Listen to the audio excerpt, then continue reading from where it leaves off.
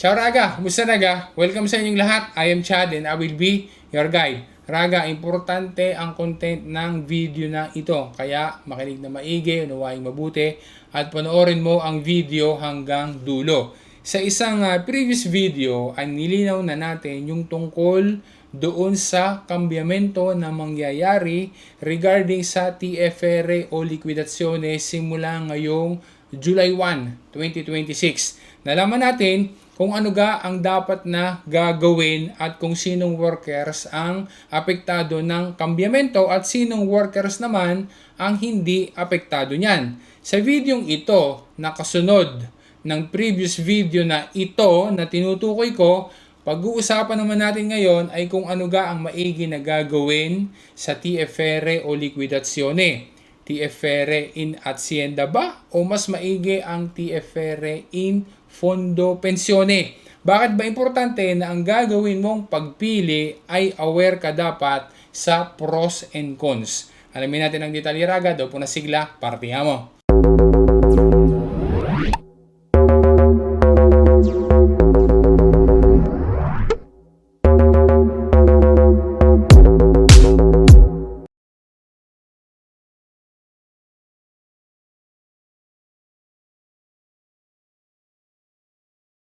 Para mas maging malinaw sa iyo ang info sa videong ito, kung sakali na hindi mo pa napapanood ang video na ito, maigi na panoodin mo muna ito tapos saka mo balikan at tapusin ang continuation video na ito na pinapanood mo ngayon.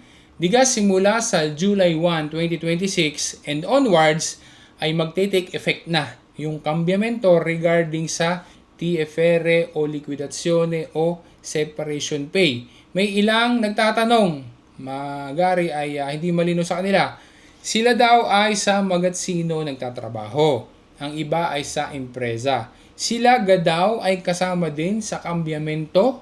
Ang binanggit natin doon sa previous video, yung naunang video na in-explain natin ang tungkol sa TFR na ito, apektado ang mga laboratory del settore privato. Yan yung ating in-explain. Kaya yung lahat ng mga workers sa magatsino, yung mga operay, yung mga nagtatrabaho sa empresa, sa restaurante, sa fast food, yung iba ay nagtatrabaho halimbawa sa tindahan ng mga damit, etc. etc.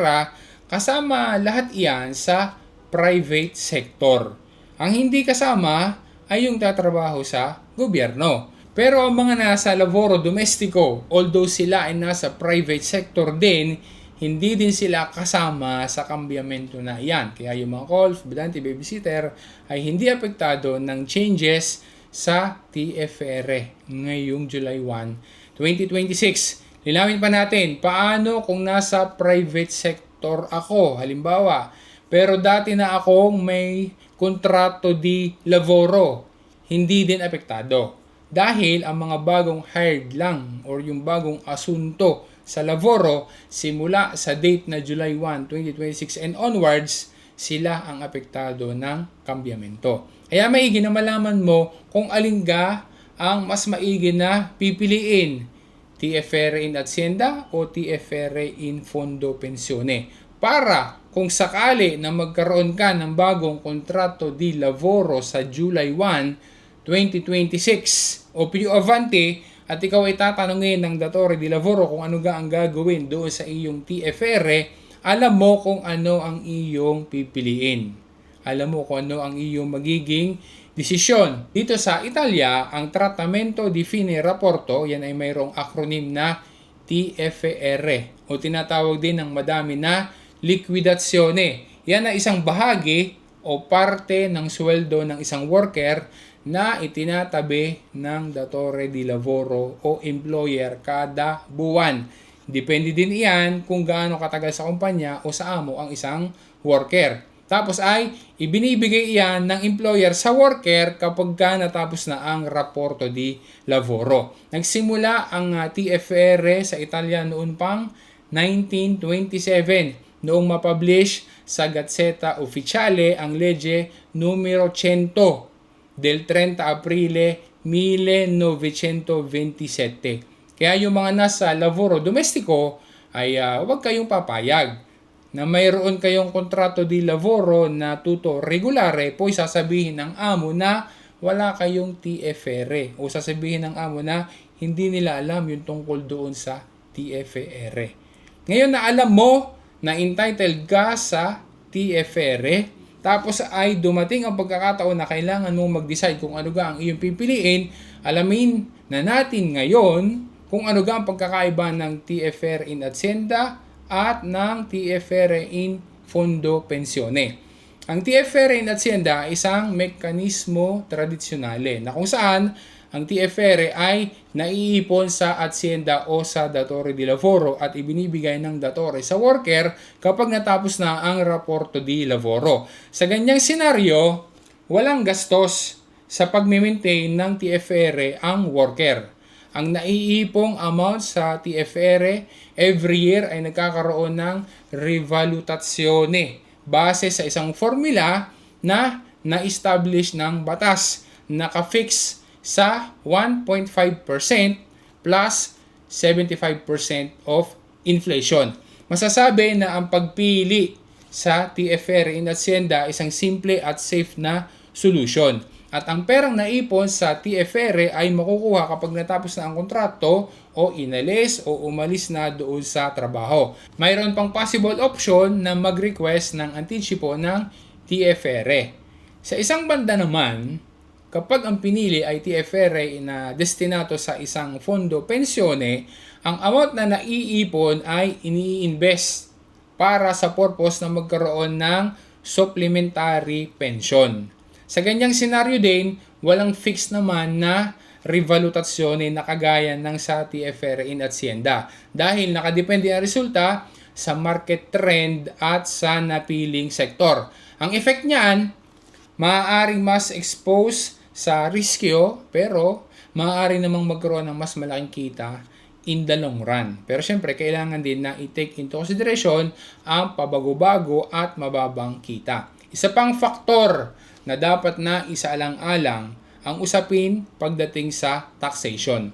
Ang TFR in Hacienda, kapag dumating na ang pagkakataon na kukunin na, mayroong taxes iyan na hiwalay para doon sa amount na yon. Samantalang mas pabor naman sa TFR in Fondo Pensione pagdating sa taxes dahil mas mababa ang taxes. Maaaring bumaba pa nga yan hanggang sa 9% kapag nananatili yung pera ng mas matagal o mas maraming taon. Doon sa tanong na kung alin ga talaga ang mas maigi sa dalawa, ay walang diretsyong sagot kung alin talaga. Kaya maigi na alam ng isang worker ang pros and cons dahil ala fine, siya naman ang magdidesisyon. Pero kung ang isang worker ay bata pa, mas convenient na ang piliin niya ay yung TFR in Fondo Pensione. Kapag naman mas maedad na ang worker, lalo pa at malapit na o ilang taon na lang ay magpe-pension na, mas maigi na TFR in Hacienda ang pipiliin. Para naman sa tanong na, kung halimbawa na ang napili ko ng umpisa, yung aking desisyon ay TFR in Hacienda. Tapos, Piovante ay gusto ko na baguhin at gawing TFR in Fondo Pensione. Pwede bang ikambya? Ang sagot ay pwede. Generally, ang pasadyo mula sa TFR in Hacienda papuntang Fondo Pensione ay libero na gawin iyan. Samantalang kapag ang pasadyo naman ay baliktad naman, mula naman sa Fondo Pensione papuntang TFR in Hacienda, generally ay hindi iyan pinapayagan. Kung payagan man ay very rare cases lamang na nangyayari yan.